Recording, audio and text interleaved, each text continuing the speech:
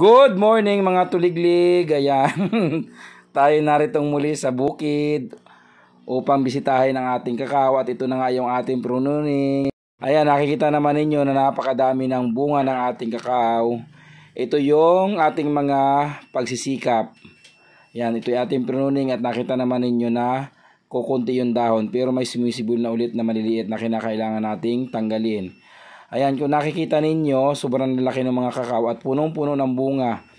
Mula sa puno hanggang sa dulo, ayan, napakadami ng bunga.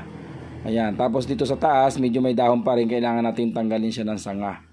Ayan, ito naman sa baba, ayan, punong-puno siya ng bunga dito sa ilalim. Ayan, oh, kita naman ninyo, napakaganda ng bunga. Tapos, ayun, may nakita akong bulok na kinakailangan nating tanggalin at itapon sa malayo para hindi siya makahawa. Tapos, ang napapansin ko dito ay wala siyang mga puti-puti sa kakao kasi sa iba yun ay ay mayroon. Ayun yung palatandaan na kinakailangan nating lagyan ng plastic.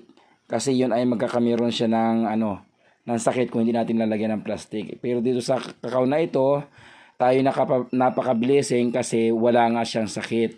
Yung mga puti-puti na yun ay nagiging sanhi ng sakit. Ayan. Tapos dito, yan, nakita naman niyo yung mga dahon na yan, kinakailangan nating tanggalin muli yan. Yun lang masishare ko sa inyo. Bye-bye at God bless. Mua mua.